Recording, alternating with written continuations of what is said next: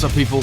Welcome to the Smo Show. Now, you may remember on my main channel recently I made a video specifically about the thieving epidemic in London right now. Motorcycles being stolen left, right and centre, broad daylight, right from under our noses. It seems to be an all too common thing right now, and I think that there are some contributing factors to it. Now, interestingly, it turns out that quite a few of my subscribers are police officers or working within the police force to some capacity. A few of them got in touch. I mean, firstly, that's fucking terrifying because, you know, I speed and do the occasional wheelie. For the love of God, please don't dob me in for that shit. A few of these people had some very interesting things to say. Now, I'm going to cite them as sources in this video. However, they're going to remain nameless, obviously, because I respect their privacy. Thanks for not telling anyone about the shit I do on my channel, boys. Now, before anyone implies that my sources aren't legit, don't worry, I've got it covered. I'm going to put text on the screen with some portions of it highlighted, completely eliminating the possibility of it being fraudulent at all. In the first message I received on Twitter, this person said, "It's a no-win every which way. If you pursue and cause a death, that's bad. If you don't pursue and let the shits get away, that's bad."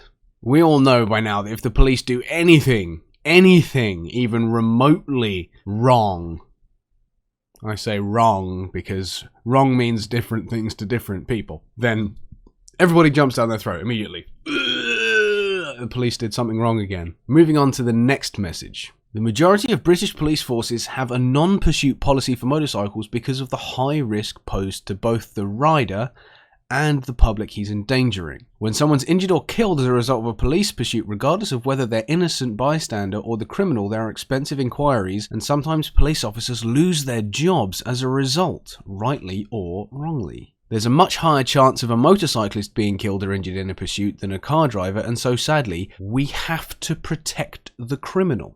The increase in vehicle crime, particularly motorcycle theft, boils down to one thing: money. Yeah, police helicopters used to be a thing, but now, because they're so expensive, there's like one helicopter per huge area which is shared across different services, and the fact that men in boots on the ground are fewer and further between now. Criminals know the score. They know police forces don't have the resources available. They know if they take insane risks, the police will abandon a pursuit, and they know that nationally, police are devoting more staff to things like domestic abuse, slavery, and cybercrime. The thing that pisses me off the most about this is the police force doesn't have enough funding, right? They can't afford the helicopters, they can't afford the inquiries, they can't afford to hire more police officers, they can't afford all these things, while at the same time, the government just hands out money to people that don't work because they don't want to, because they know that they can live a decent life without ever doing anything.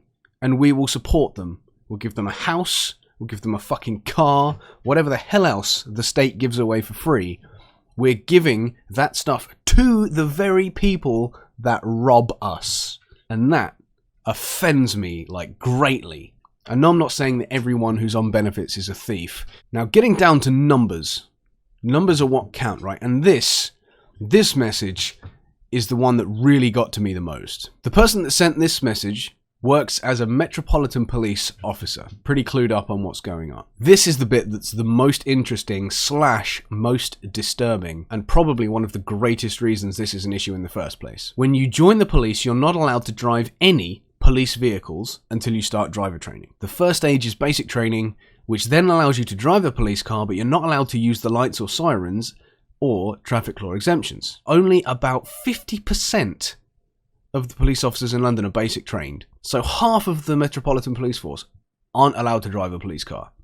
Full stop. He says the second stage is response driving, which is roughly 10% of officers. Courses are long and expensive, and the current waiting list is 3 years. There are 5 stages in total, each advancing your skills as a driver and gives you more powers on the road. Only a stage 5 driver can pursue a motorcycle, and in his force, only roughly 1% are stage 5 trained. So, the police can't really help you. It's what they're for, but because of all these external bullshit factors, they're rendered useless almost. Almost completely useless. And it's not their fault. It's all the overshadowing shit that kind of trickles down. You can't do this, you can't do that, you can't do that. And who are the people that suffer?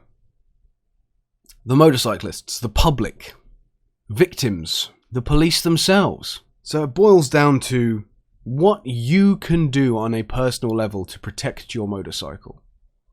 And we all know the kinds of things that you can do. You get a massive chain and you put it through the swing arm, not the wheel. You put it around a heavy, immovable object and you have the chain suspended off the ground. You park it in a well-lit area with CCTV. Probably the best thing you do is park it next to a more expensive motorcycle and hope they steal that shit first. At the end of the day, when you have these guys riding around on pre-stolen scooters and stuff with battery-operated angle grinders, if they want to steal your shit, they're going to steal your shit. So our only defense is to have a fully comprehensive insurance policy. And even then, when your bike gets stolen, you're the one who's punished because your premium increases.